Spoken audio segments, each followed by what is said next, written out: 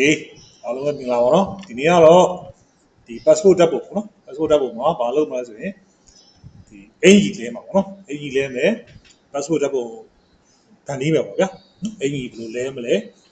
ဘာလိုရမလဲပေါ့နော် Okay အရင်ဆုံးတော့ကျွန်တော်တို့ပြင်မဲ့ပုံလေးကို Photoshop နဲ့ဖွင့်ထားတယ်ထုံးစံတိုင်းပဲကျွန်တော်ဒီမှာပေါ့နော်ဒီကောင် crop ဖြစ်ဒီအရင်ဆုံးဒီမှာ lock ချလာတာလေး lock ဖြစ်တယ်နော် lock ပြလိုက်ပြီဒါတော့ lock ပြတာတော့ရှေ့ဗီဒီယိုမှာလည်းပြောပြီးသားပေါ့နော် double click လိုက်ရင် okay နှိပ်လိုက်ပြီးပါပြီ okay ပါအဲ့တော့အရင်ဆုံးပုံလေးကိုကျွန်တော်ခေါင်းလေးနဲ့ level လေးနဲ့ဖြတ်ယူမှာပါဗျာအဲ့တော့ဖြတ်ယူကြည့်မယ်ဆိုတော့ select လုပ်မှာပေါ့နော်ပုံစံတိုင်းပဲကျွန်တော် select ထဲက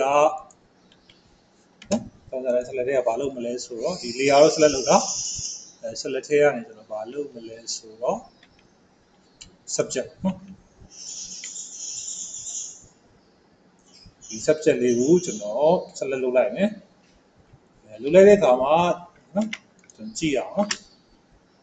နော်selection တွေမှာလိုတာပူတာလေးတွေကစားပေးရအောင်နော်လိုတာပူတာလေးတွေကစားမယ်ဆိုတော့ဒီမှာတော့ပုံစံတိုင်းဒါလေးယူမယ်ဒီရောဒီမှာကျွန်တော်တို့ဒီမှာဆက်ပြီးတော့ pen 2နဲ့ပဲဖြစ်ဖြစ်ဒါဆို2နဲ့ပဲဖြစ်ဖြစ်နော် selection လေးတွေနှုတ်တင်တာနှုတ်ပေါင်းတင်တာပေါင်းအောင်ဆိုတော့နှုတ်နော်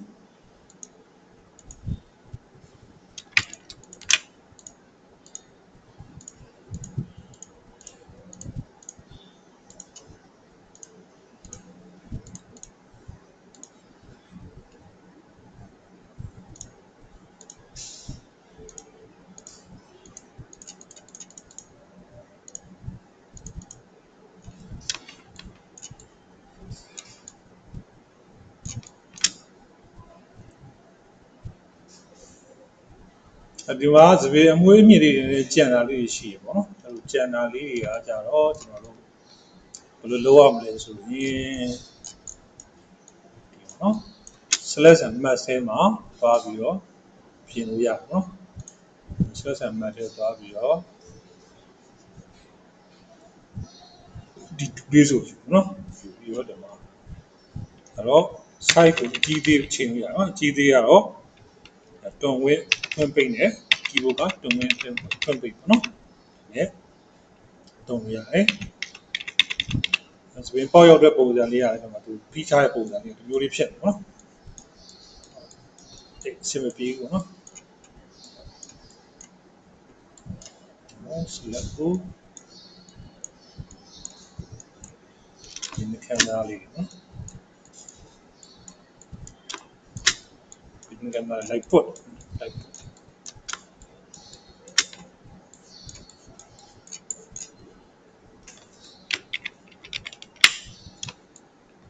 သူကစပင်ကိုပေါ့နော်စပင်ကိုဘီကုတ်နဲ့ပြီးထားပြီးပြန်လာတဲ့ပုံစံဖြစ်နေတယ်ဒီဖြစ်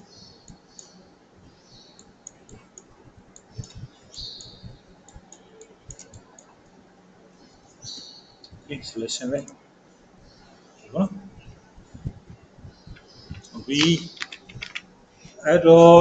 ဒီပုံလေးကို selection ကိုကျွန်တော်နော်ပေတာ1တော့ပဲပြီးတယ်နော်နောက်ပြီးတော့ပွားထားလိုက်ပါ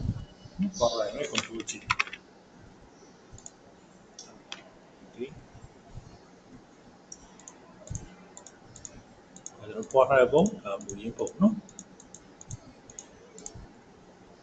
ဟုတ်ပြီအဲ့တော့ဒီပုံကိုကျွန်တော် image တွေက adjustment တွေကဒီ shadow နဲ့ highlight ပေါ့နော် shadow highlight ဒီလေးကစားလိုက်ရင်ပုံလေးအရောင်လေးတက်လာပေါ့နော်တက်လာတယ်ကြိုက်တော့ okay ပေါ့နော်ပြီးတော့ control နော် control ရအောင်လေးမောင်လေးနဲ့ချိန်မယ်ဒီပဲလေးဒီ level ပေါ့ level လေးနဲ့ကစားမယ်နော်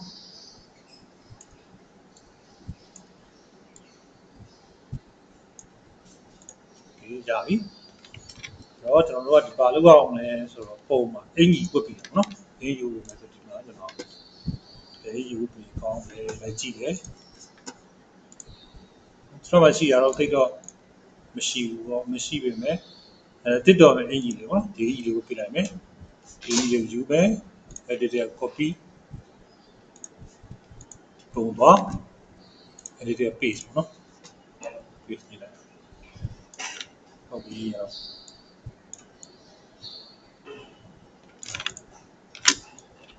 ်တော် web အင်ကြီးနဲ့ level လေးနဲ့ချိန်ပေါ့နော် level လေးနဲ့အင်ကြီးလေးနဲ့ site လေးနဲ့ချိန်ကြည့်ပါချိန်ကြည့်ဒါမှဒီမှာပေါ့နော်သူက control တွေနဲ့ယူထားတာဖြစ်တဲ့အတွက်ဒီမှာ work နော်ဒါလေးနဲ့ဆွဲကြည့်ပေါ့နော်ဆွဲကြည့်ပါဒါလေးနဲ့ level လေးနဲ့ကျွန်တော်ကိုက်အောင်နော်ဒီလိုက်ပြီးတော့ကစားပေါ့နော်ရင်ရည်တိတာလို့မရဘူးမတိမတာလေးလည်းကစားအောင်နော်တိတာလေးကစားချုံကြည့်အဆင်ပြေပြီဆိုရင်တော့ enter အောင်နော်ဒါပေါက်လိုက်ဒီပုံကြည့်မယ်ဒါပုံကြီးဒါရှိနော်အဲ့တော့ကျွန်တော်တို့ပို့နေတဲ့အပိုင်းတွေရှိနော်ဒီမှာအဲ့ဒီအသားတွေလိုအပ်တဲ့အသားတွေပို့နေတဲ့နေရာရှိပါတယ်အဲ့ဒီအတွက်ဒီကောင်လေးကိုခဏလေးတော့ချထားလိုက်တော့ပြန်သွားကျွန်တော်ဒီလာလူ2ကိုယူပြီးတော့ကျွန်တော်ဆက်လက်လိုက်မှတ်နော်ဒီလေးကနေပုံလေးဒီဘေးကလိုက်ပြီးတော့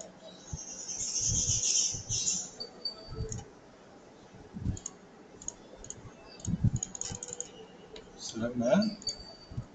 ပြီးတော့ delete လုပ်လိုက်နော်အဲ့လိုပဲဒီမှာလည်းလိုပဲပေါ့နော်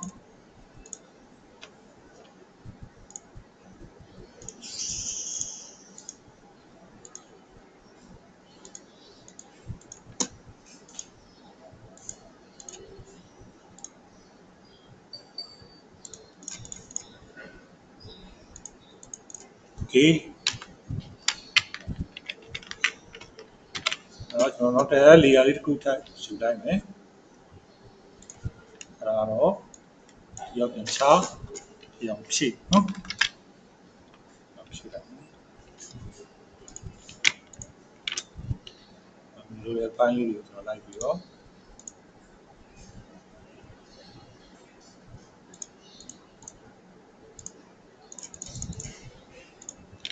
နော်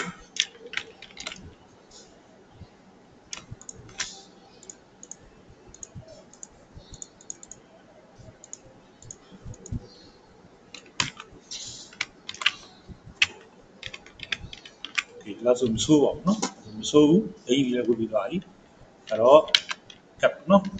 ဒီမှာ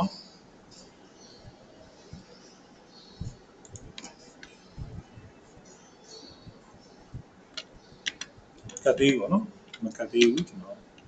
ဘာလို့လဲဆိုတော့ဒါတွေကိုဒီလေးက3ခုနော်ဒီက3ခုကို select လုပ်ပြီးတော့ copy ယူလိုက်နော် copy ယူပြီးတော့ file နဲ့ယူသွားဒီကတော့ထည့်လိုက်နော်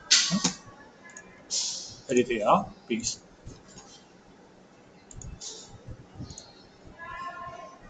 လိုက်ပြီးတော့ sorry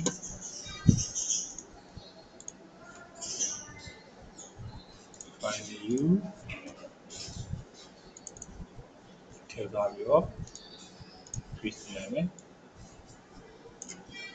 paste ပြီးတော့လည်းလိုက်ချုံကြည့်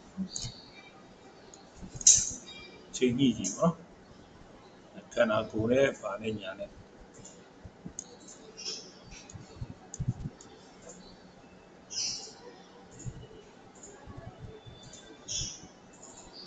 ဒီနဲ့ဆိုင်နဲ့ကျွန်တော်ချိန်ပြီးတော့နော်ဒီလောက်ဆိုရင်တော့ဆိုးလို့ပြောရအောင်နော်ဆိုးဟုတ်ပြီအဲ့တော့ဒီလေးရပြန်ပြီးတော့ဒီရတော့ကျွန်တော်ပြည့်ပြင်ဖြည့်လိုက်မယ်ဒ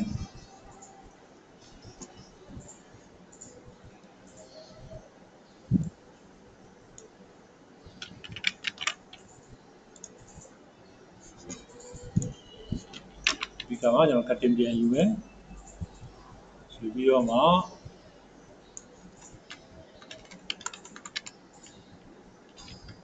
ဖြတ်နော်ဒါဆိုရင်တော့ တို့ဒီအားလေးတွေကတော့ကလီယာလေးပေါင်းလိုက်နော်ဒီအားလုံးကိုကလီယာလေးပေါင်းလိုက်တော့ရှာတယ်ဗျာတော့ထုံးတယ်မယ်ဆိုတော့ပုံမှန်တိုးလိုက်တိုးပြီးတိုးရေးဟောတာကြီးဟောတာ ES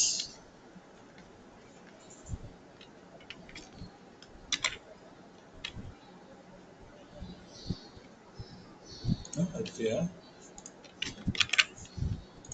Stop pala no? Stop. Okay. Go full zero. Go see. Step no? Ada no?ပုံလေးရပါပြီ. Control D. အဲ့တော့ကျွန်တော်လုပ်လိုက်တဲ့ပုံလေးကိုပြန်ကြည့်ကြည့်မယ်ဆိုရင်ဘယ်လိုမြင်ရမလဲနော်ဘယ်လိုမြင်ရမလဲဆိုတော့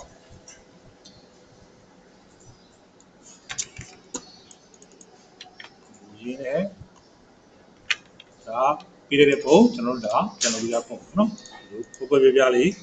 မြင်ရတော့မှာဖြစ်ပါတယ်အားလုံးအဆင်ပြေမယ်လို့ယူဆပါတယ်ကျေးဇူးတင်ပါတယ်